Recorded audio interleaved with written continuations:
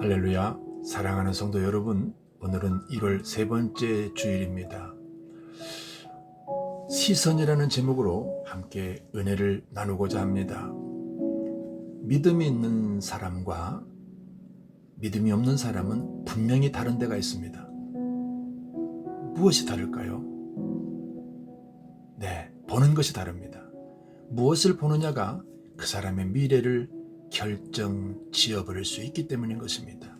오늘날 이 땅의 청소년들과 기성세대 그리고 무너진 가정들을 바라보면 그들은 잘못된 것을 바라보았기 때문에 시선으로부터 그들의 인생이 무너지고 또 깨어진 것입니다.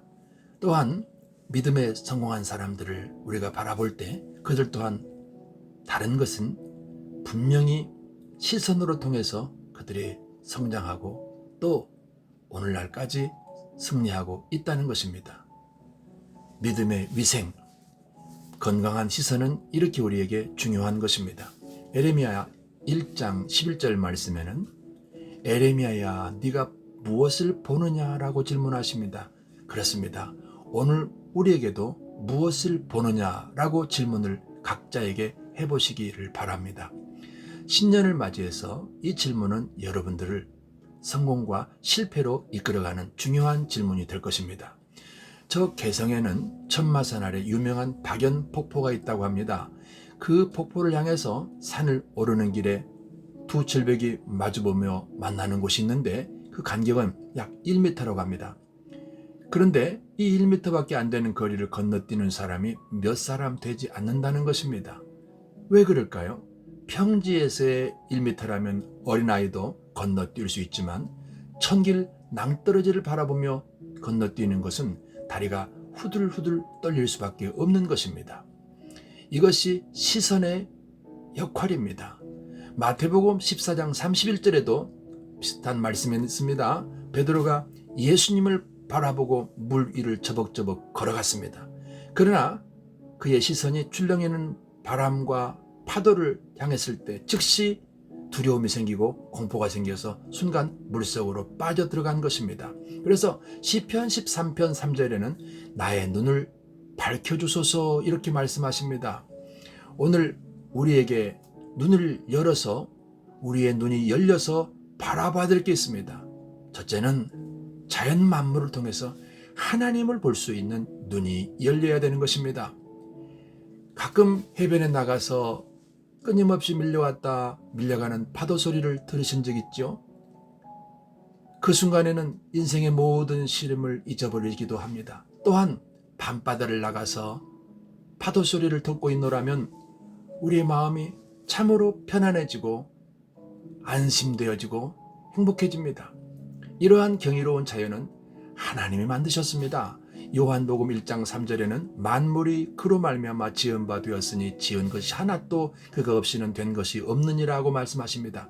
로마서 1장 20절에는 창세로부터 그의 보이지 아니하는 것들 곧 그의 영원하신 능력과 신성이 그가 만드신 만물에 분명히 보여 알려졌나니라고 하십니다. 우리는 자연을 통해서 하나님을 보고 자연을 통하여 우주 만물을 창조하신 하나님을 알 수 있다는 것입니다. 욥기 12장 7절에서 9절까지 말씀을 보면 이대 모든 짐승에게 물어보라 그것들이 너한테 가르치리라. 공중의 새에게 물어보라 그것들이 너한테 말하리라. 땅에게 말하라 너에게 가르치리라. 바다의 고기도 너희한테 설명하리라. 이것들 중에 어느 것이 여호와의 손이 이를 행하신 줄을 알지 못하랴 이렇게 말씀하십니다. 하나님은 친히 창조하신 만물을 통해서 하나님 자신을 우리에게 나타내십니다. 여러분 시편 104편을 꼭 개인적으로 읽어보기를 권해드립니다. 제가 몇 구절만 읽어보겠습니다. 주께서 옷을 입음이 빛을 두르시고 하늘을 천막처럼 치시며 구름을 수레로 이용하시며 바람 날개를 타시고 바람을 주의 사자로 삼으시고 불꽃을 주의 종으로 삼으셨습니다. 주께서는 땅의 기초를 굳게 세우셔서 그것이 여동치 않게 하셨습니다. 이렇게 말씀하시는 부분입니다. 그렇습니다. 자연을 통해서 우리는 하나님을 볼 수 있어야 됩니다. 흑인 인권운동을 하다가 백인 정부에 의해서 26년간이나 감옥 생활한 넬슨 만델라는 젊은 시절 감옥에 들어가서 백발이 돼서야 풀려나왔습니다. 그는 26년 동안 겨우 한 평도 안 되는 좁은 방에서 살았습니다. 함께 감옥에 들어간 동료들은 병들거나 죽어서 나갔습니다. 그럼에도 불구하고 그가 살아남아서 나중에 남아공의 대통령까지 되었습니다. 어떻게 그렇게 할 수 있었을까요? 그가 쓴 자서전에서 다음과 같이 말합니다. 다른 재수자들은 매일매일 중노동을 하러 나갈 때마다 원망하고 불평하며 질질 끌려나갔었습니다. 그러나 나는 감옥에서 중노동을 하러 나갈 때가 하나님께 감사하는 시간이었습니다. 좁은 감옥에 들어앉아 있는 것보다 끌려나가서 중노동을 하러 나가면 저 푸른 하늘을 볼 수 있기 때문인 것입니다. 제각의 모습으로 서 있는 나무들을 볼 수 있기 때문입니다. 그리고 불어오는 바람을 맞으며 날아가는 새들을 보고 감방 뒷뜰에 이름 모를 꽃들과 들꽃들을 바라보며 창조주 하나님, 전능하신 하나님을 가까이서 배울 수가 있기 때문인 것입니다. 이와 같이 하나님께 소망을 두고 살았을 때에 육체의 건강을 보존할 수가 있었다는 것입니다. 여러분, 살다가 삶의 고단함으로 지치고 낙심될 때에 눈을 들어 하늘을 보세요. 눈을 들어 저 넓은 산과 들을 바라보세요. 전능하신 아버지가 나와 함께 하심을 보게 될 것입니다. 시편 기자도 말합니다. 내가 눈을 들어 산을 보리라. 나의 도움이 어디서 올꼬 하십니다. 찬양곡 가사에는 이런 가사가 있습니다. 인생길 험하고 마음 지쳐 살아갈 용기 없어질 때, 이때 우리가 하늘을 바라보며 자연 만물에서 하나님을 볼 수 있을 때, 그때 그의 넓은 품 안에 우리가 안겨 있음을 경험하게 될 것입니다. 그리고 새 힘을 얻을 수가 있게 될 것입니다. 두 번째는 주님 달리신 십자가에 우리의 시선을 고정해야 한다는 것입니다. 십자가에서 우리의 시선을 떼지 말아야 됩니다. 이것이 말세를 살아가는 성도의 유일한 승리의 길이 되는 것입니다. 1741년 겨울 어두운 런던 거리 한 모퉁이에 지친 다리를 끌며 흐느적 걷는 초췌한 노인이 있었습니다. 그는 지난 40년 동안 영국과 유럽 일대에 걸쳐 하늘을 찌르는 명성을 누려온 대작곡가 핸델이었습니다. 그런 그가 4년 전에 얻은 뇌출혈로 반쪽이 마비가 되었습니다. 그는 이제 보잘것없는 길거리의 돌멩이처럼 모두에게 잊혀져가는 신세가 되었습니다. 핸델은 인적이 없는 길을 천천히 걸어가고 있었습니다. 그때 저만치 어둠 속에서 교회의 종탑이 어렴풋이 눈에 들어왔습니다. 그 순간 그는 자리에 주저앉아 온몸을 떨며 숨지겨 통곡을 합니다. 하나님 어찌하여 저를 버리셨습니까? 그는 마음 밑바닥으로부터 우러나오는 목소리로 울부짖었습니다. 그리고 그는 밤이 깊어서야 슬픔 가운데 숙소로 돌아왔습니다.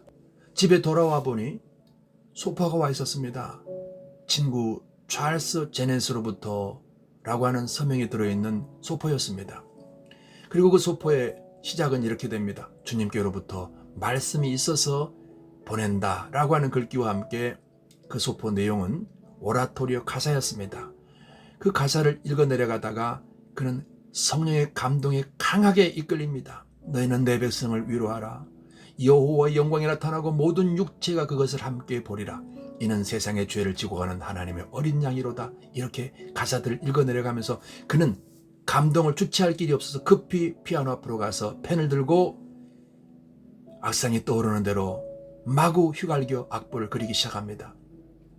다음날 아침 조반상을 가지고 들어올 때까지 그는 책상에 엎드려 일을 하고 있었습니다. 그는 날이 밝아 아침이 된 것도 또 조반상에 들어와 있는 것도 알지 못한 채 무려 24일 동안 그렇게 일에만 몰두했습니다. 마침내 일을 마치고 기진맥진하여 침대 위에 나가 떨어졌습니다. 혼수 상태에서 14시간을 잠을 잤습니다. 그리고 눈을 뜨고 일어나서 제일 먼저 이렇게 외쳤습니다. 나는 내 앞에 온 하늘이 열리는 것을 보았다. 나는 위대하신 하나님을 보았다라고 외쳤습니다. 그리고서 할렐루야 할렐을 외치며 그의 뺨을 타고 눈물이 흘러내리고 있었다는 것입니다. 핸델은 바로 주님을 십자가에 달려 우리 대신 죽으신 주님을 보았던 것입니다. 그가 1759년 메시아가 공연되는 자리에 참석했습니다. 나팔소리가 울리기 시작할 때쯤 그는 심한 현기증을 느끼며 비틀거렸습니다. 가까이 있던 사람들이 그를 부축해서 집으로 데려갔습니다. 그리고 그는 그들에게 말했습니다. 나는 예수님이 죽으신 날에 성금요일에 죽고 싶다. 그의 소원대로 4월 13일 성금요일에 그는 눈을 감았다고 합니다. 바로 예수님을 본 사람들은 이와 같은 기적을 일으키기로 살아가는 것입니다. 러시아의 문학가 도스토옙스키는 예수 그리스도의 십자가의 죽으심의 그림을 보고 죽음 너머에 생명을 보았다는 고백을 했다고 합니다. 그들이 보았던 예수, 그분은 누구일까요? 빌립보서 2장 6절 이하에 보면 그는 근본 하나님의 본체셨다고 말씀하십니다. 그가 사람들과 같이 되었고 사람의 모양으로 나타나신 분, 그분이 예수님이라시라는 것입니다. 그가 오신 이유는 마태복음 20장 28절에 인자에 온 것은 섬김을 받으려 함이라 도리어 섬기려 하고 자기 목숨을 많은 사람의 대속물로 주려 함이라고 말씀하십니다. 로마서 5장 8절은 우리가 아직 죄인 되었을 때에 하나님께서 우리에게 대한 자기의 사랑을 확증하셨다고 말씀하십니다. 염소와 황소의 피로 아니하고 자기 피로 영원한 속죄를 이루사, 이렇게 말씀하시는 부분이 히브리서 9장 12절입니다. 이 말씀을 저는 읽고 또 묵상할 때마다 말로도 글로도 표현할 수 없는 그분의 그 크신 사랑 앞에 무릎을 꿇고 감사하며 또 못난 내 모습을 보며 회개하는 것입니다. 이렇게 십자가를 바라본 사람들은 세상을 이겼고 죽음 앞에서도 당당히 순교할 수가 있었던 것입니다. 이것이 교회사입니다. 영광 염산교회를 가본 적이 있습니다. 그들은 6.25 때 공산당에 의해서 77명이 순교를 당한 교회입니다. 공산당들이 예배당에 불을 질러도 새끼줄로 온몸을 꽁꽁 묶고 돌멩이로 목을 매달아 교회 앞에 있는 바닷가로 밀어 넣어도 아버지와 아들이, 남편과 아내가 서로 격려하며 천국에서 만나자고, 그리고 서로 웃으면서 순교했다는 것입니다. 주변에 야월 교회를 갔습니다. 그 교회는 65명이 순교한 교회입니다. 전교인 65명이 바닷물에 수장되거나 몰매를 맞거나 대창에 찔려도 예수님을 부인하지 않고 죽음을 맞이하면서 오히려 공산당을 향해서 예수 믿으라고, 그리고 찬송을 부르면서 순교했다고 합니다. 이처럼 순교할 수 있었던 것은 시선입니다. 십자가에 예수님께 그들의 시선이 고정되어 있기 때문인 것입니다. 여러분, 사도행전 7장 55절 이하에 보면은 스데반의 죽음의 기사가 있습니다. 그는 죽음의 공포 속에서도 온몸에 돌멩이가 날아와서 눈이 터지고 머리가 터지고 피 흘리는 중에도 그는 시선을 그들을 향하여 둔 것이 아니라 하늘을 바라봤습니다. 그때 그는 이렇게 외쳤습니다. 예수님께서 하나님 보좌 우편에 서신 것을 보았다고 얘기했습니다. 여러분, 삶이 불안할 때, 힘들 때, 낙심될 때 어디를 바라보십니까? 무엇을 바라보십니까? 십자가를 여러분의 눈을 고정하시기 바랍니다. 거기에서 날 사랑하사 날 위에 오셔서 내 대신 죽으시고 내게 새 길을 여시며, 그리고 지금 내 안에 나와 함께 하시며 영원토록 나를 버리지 아니할 것이며 내 삶의 필요를 공급하시고 내가 위험할 때는 보호하시고 내가 모를 때는 가르쳐 인도해 주실 그분이 거기에서 나를 바라보고 계십니다. 내가 그분과 함께 있다는 사실을 여러분 경험하게 될 것입니다.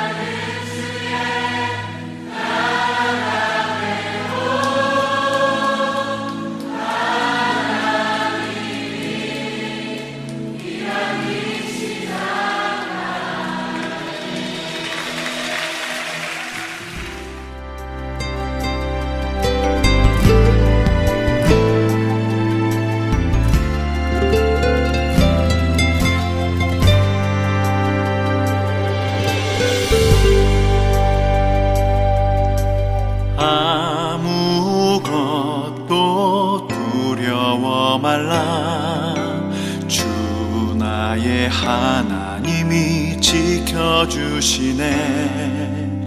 놀라지 마라, 겁내지 마라, 주님 나를 지켜주시네.